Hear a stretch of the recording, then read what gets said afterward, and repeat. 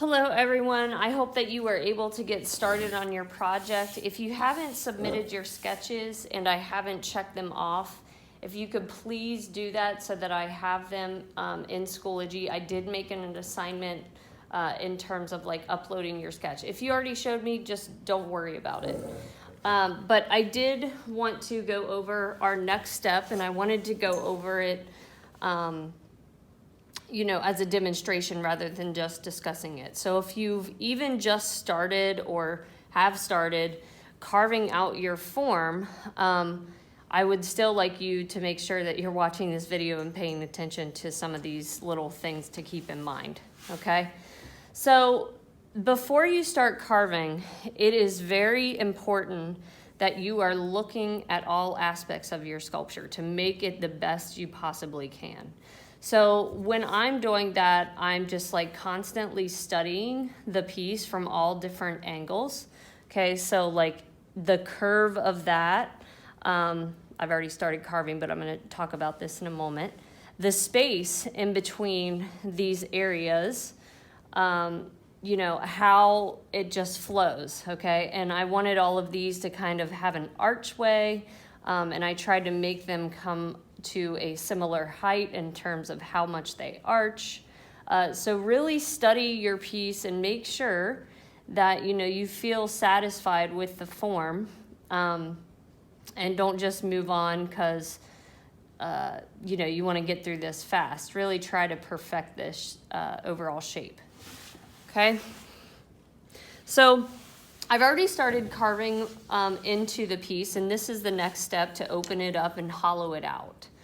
But the first thing I want to talk about is where do you do that, or what place do you decide to do that in?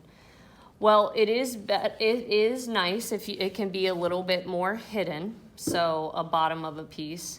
It's also nice if the piece has, or the area has somewhat of a flatness, because it's easier to close it up and not make it look like that it's something separate, that it is actually one, okay? There might be forms that it's too challenging to carve it from this side or this side. Like maybe it's an hourglass kind of shape, and getting in the middle and also out to the outside can be tough. So there are times when you do have to cut into multiple areas. It is kind of rare. And if you can get away with not doing that, it just makes it a little bit easier in terms of adding a slab back to that's the area that you started to cut out. So the first thing I did was I opened the base of it up, even though it isn't really a large space. If let's say my bottom, for example, was a square, I could open basically the whole edge of it out, and you just want to make sure that the thickness is in between 1/4 of an inch and 1/2 of an inch. So that's kind of the tricky part, knowing how much to carve, how much more to carve, how much less to carve. So really studying your form is going to be your best bet.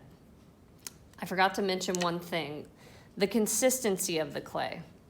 So my clay is pretty sturdy. I can still manipulate it and change it a bit, and that's okay. But you do want to make it sure that it has a sturdiness to it. Like if you were to press on it, it's not going to make a huge indentation. This is a process though. Let's say you start to get into it and you're like, oh, okay, the form is feeling a little bit wiggly or weak. You might want to just take a break from carving it out, set it under the fan, or just kind of work on another part of your sculpture while you're waiting for it to dry. So the first thing when I start carving out is I find my spot, I open it up, and I can open this up a little bit more if I want to. If you make a mistake, so let's say you're carving and you actually go through one of the sides of the walls, do not panic. You can definitely get that fixed as long as the clay isn't too stiff. So as you're carving, it usually isn't that stiff.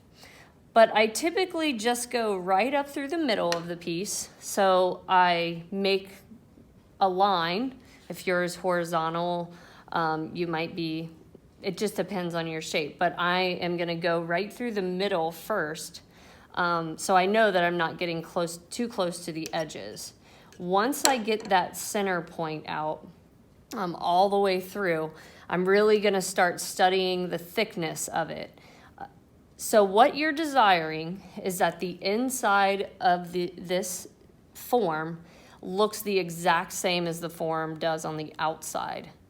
Okay, so that's the tricky part, and it just takes a lot of time. So I would just slowly kind of scoop it out.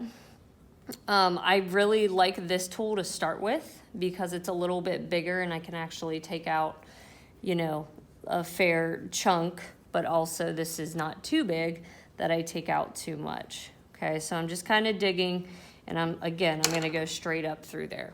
So the next video I show you, this will all be carved out and we'll be ready to move on to our next step. All right, thanks for watching.